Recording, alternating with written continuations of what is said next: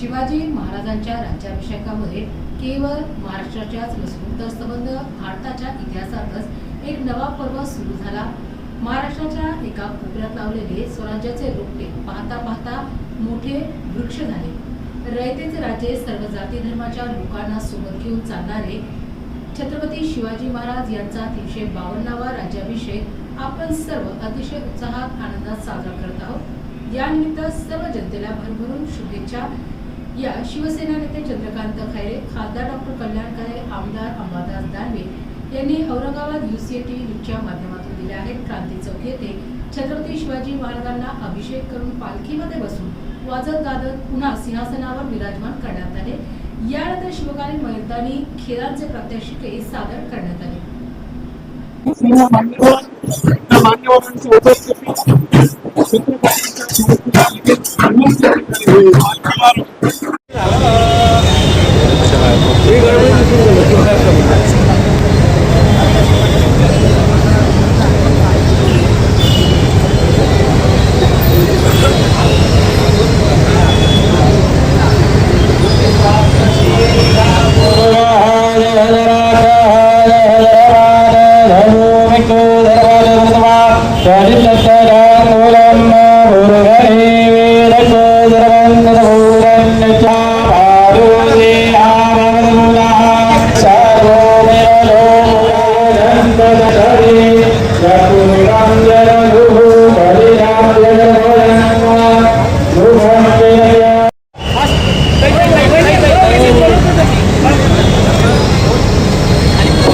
Mobile भैया आगे करना यार थोड़ा।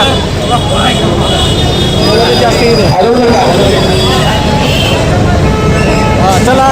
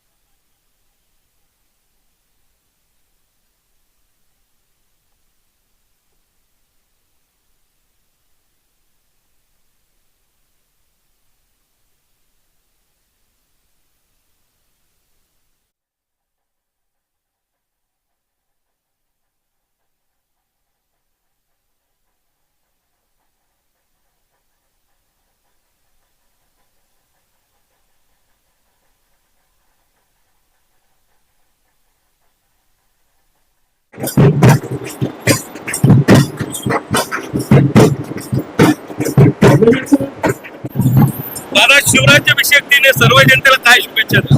खरं तर शिवराज्याभिषेक दिन 352वा आहे।